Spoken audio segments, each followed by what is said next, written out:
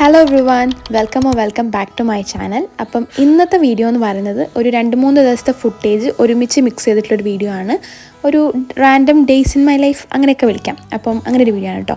അപ്പോൾ ഞാൻ കഴിഞ്ഞ വീഡിയോയിൽ പറഞ്ഞിട്ടുണ്ടായിരുന്നു നമ്മൾ വാൾ സ്റ്റിക്കേഴ്സ് ഉണ്ടാക്കിയത് സ്റ്റിക്ക് ചെയ്യുന്നത് ഞാൻ നെക്സ്റ്റ് വീഡിയോയിൽ കാണിക്കാമെന്ന്. അപ്പം അതൊക്കെയാണ് ഇതിൽ മെയിനായിട്ടുള്ളത്. പ്ലസ് പിന്നെ കുറച്ച് ക്യാൻഡിൽ ഉണ്ടാക്കുന്നതും അങ്ങനെയൊക്കെയാണ് കേട്ടോ കാണിച്ചിട്ടുള്ളത്. എന്തായാലും കുറേ കാര്യങ്ങൾ ഇതിൽ ഞാൻ കാണിച്ചിട്ടുണ്ടെന്നാണ് ഞാൻ വിശ്വസിക്കുന്നത്. അപ്പോൾ ഫസ്റ്റ് തന്നെ ഈ വാൾ പോസ്റ്റേഴ്സ് ഞാൻ സ്റ്റിക്ക് ചെയ്യാമെന്ന് വിചാരിക്കുകയാണ്. അപ്പോൾ നമ്മളടുത്തുള്ള ഡബിൾ സൈഡ് ടേപ്പില്ലേ, നോർമൽ ഡബിൾ സൈഡ് ടേപ്പ് അതാണ് എടുത്തിട്ടുള്ളത്.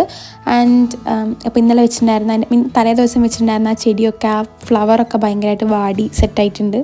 അപ്പോൾ എന്തായാലും ഞാനിങ്ങനെ ഡബിൾ സൈഡ് ടേപ്പ് എടുത്തിട്ട് ഇങ്ങനെ കട്ട് ചെയ്ത് ഒട്ടിച്ച് കൊടുക്കുന്നുണ്ട്. ചെറിയ പീസായിട്ടാണ് എടുക്കുന്നത്. കാര്യം എന്താ വെച്ചിട്ടുണ്ടെങ്കിൽ വലിയ പീസായിട്ട് ഒട്ടിക്കുന്നതിനേക്കാളും കുറച്ചുകൂടെ എഫക്റ്റീവായിട്ട് എനിക്ക് തോന്നിയിട്ടുള്ളത് കുഞ്ഞായിട്ട് ഒട്ടിക്കുമ്പോഴാണ്.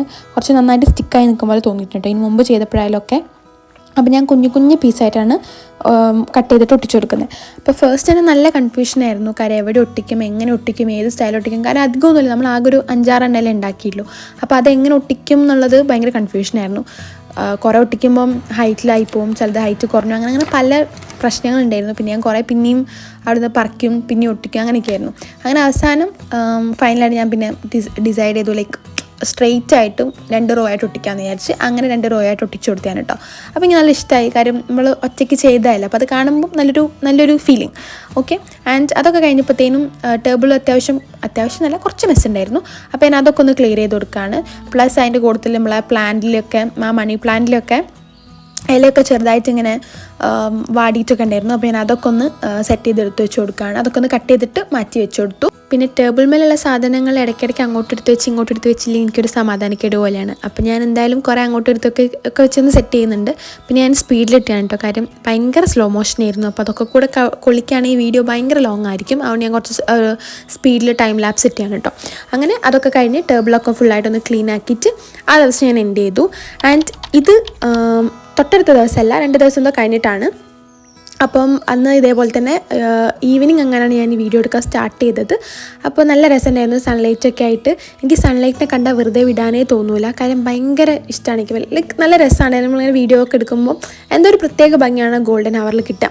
അങ്ങനെ അതൊക്കെ കുറേ വീഡിയോ ഒക്കെ എടുത്ത് അങ്ങനെ ഒരു കുളിയൊക്കെ കഴിഞ്ഞ് വന്ന് പിന്നെയാണ് ഞാൻ വീഡിയോ എടുക്കാൻ സ്റ്റാർട്ട് ചെയ്തത്. സംഭവം ഞാൻ ഫസ്റ്റ് തന്നെ വെള്ളമൊക്കെ നിറച്ച് വെച്ച് ഒന്ന് ലൈക്ക് നോർമൽ ഒരു വ്ളോഗ് സ്റ്റാർട്ട് ചെയ്യാമെന്ന് വിചാരിച്ച് തുടങ്ങിയതാണ്. അപ്പോൾ ഞാൻ എന്തിൻ്റെയോ ഭാഗമായിട്ട് ടേബിളിൻ്റെ മുകളിൽ പോയിരുന്നപ്പോൾ എനിക്ക് കുറേ കാര്യങ്ങളൊക്കെ ചെയ്യാണ്ടായിരുന്നു. അപ്പോൾ ഞാൻ അതൊക്കെ ഒന്ന് ടു ഡു ഒക്കെ എഴുതി വെച്ച്. നല്ല എഫക്റ്റീവാണ് ടു ഡൂസ് എഴുതുന്നത് കേട്ടോ. ഞാൻ മുമ്പ് എപ്പോഴും ചെയ്യുന്നതായിരുന്നു. പിന്നെ കുറേ കാലമായിട്ട് പിന്നെ ആ പരിപാടി വിട്ടു. പിന്നെ ഇപ്പോൾ ഞാൻ വീണ്ടും റീസ്റ്റാർട്ട് ചെയ്തിട്ടുണ്ട്. അങ്ങനെ കുറേ കാര്യങ്ങൾ ഞാൻ ടു ഡു ഒക്കെ എഴുതാനുള്ളത് എഴുതി വെച്ചു.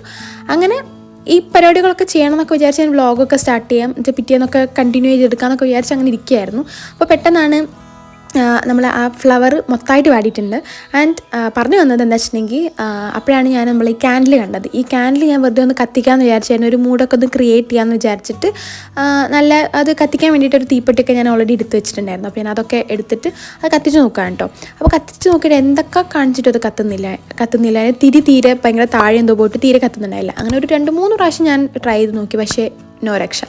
അങ്ങനെ അതൊക്കെ കഴിഞ്ഞപ്പോൾ ഞാൻ വിചാരിച്ചെന്നാൽ പിന്നെ എന്തായാലും ഇത് പുറത്തെടുത്തിട്ട് ഒന്നുകൂടെ ഒന്ന് സെറ്റാക്കാമെന്ന് വിചാരിച്ചു. അപ്പോൾ നോക്കിയപ്പോൾ എൻ്റെ അടുത്ത് വേറെ മെഴുകുതിരി കാര്യങ്ങളൊന്നുമില്ല. അപ്പോൾ നോക്കിയപ്പോൾ 2-3 ക്രയോൺസ് ഉണ്ടായിരുന്നു. അപ്പോൾ ഞാൻ ആ ക്രയോൺസ് മെൽറ്റ് ചെയ്തിട്ട് ഉണ്ടാക്കാൻ വിചാരിച്ചു.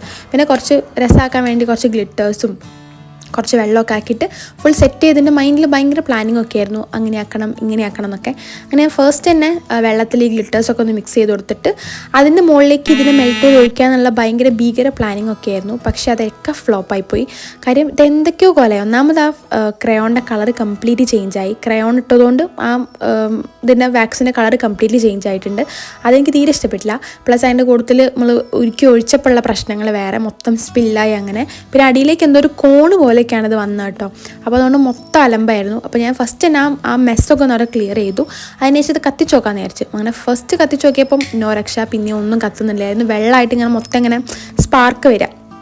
ആൻഡ് പിന്നെ അതിനുശേഷം ഞാൻ ആ വെള്ളമൊക്കെ ഒന്ന് തുടച്ച് കളഞ്ഞിട്ട് കത്തിച്ച് നോക്കി. അപ്പോൾ ആക്ച്വലി കത്തുന്നുണ്ടായിരുന്നു, പക്ഷേ നോർമൽ നമ്മളൊരു കത്തിച്ച് വെക്കുമ്പോൾ ഭയങ്കര സാറ്റിസ്ഫൈഡ് ആയിരിക്കില്ല. ഇത് അങ്ങനെയായിരുന്നില്ല. ഇതിങ്ങനെ പൊട്ടലും ചീറ്റലൊക്കെ ആയിട്ട് ആകെപ്പാടെ എനിക്കൊരു ടെൻഷൻ, ഇത് എങ്ങനെ കത്തിപ്പിടിക്കും എവിടെ എങ്ങാണെന്നൊക്കെ ഒരു പേടിയായിട്ട് ഞാൻ പിന്നെ അധികം നേരം ഒന്നും കത്തിച്ച് വെച്ചില്ല. എന്തായാലും ഇത്രയും കഷ്ടപ്പെട്ടതല്ലേ എന്ന് വിചാരിച്ചിട്ട് കുറച്ച് നേരം കത്തിച്ചു കേട്ടോ. അപ്പോൾ ഇത്രയേ ഉള്ളൂ ഇന്നത്തെ വ്ളോഗ്. ചാനൽ ഇഷ്ടപ്പെട്ടാൽ സബ്സ്ക്രൈബ് ചെയ്യുക, കമൻറ്റ് ചെയ്യണം, ലൈക്ക് ചെയ്യണം, ഒക്കെ ചെയ്യണം. പിന്നെ എന്തെങ്കിലും വീഡിയോ സജഷൻസ് ഒക്കെ ഉണ്ടെങ്കിൽ പറയാം കേട്ടോ. അപ്പോൾ ഓക്കെ, ബൈ.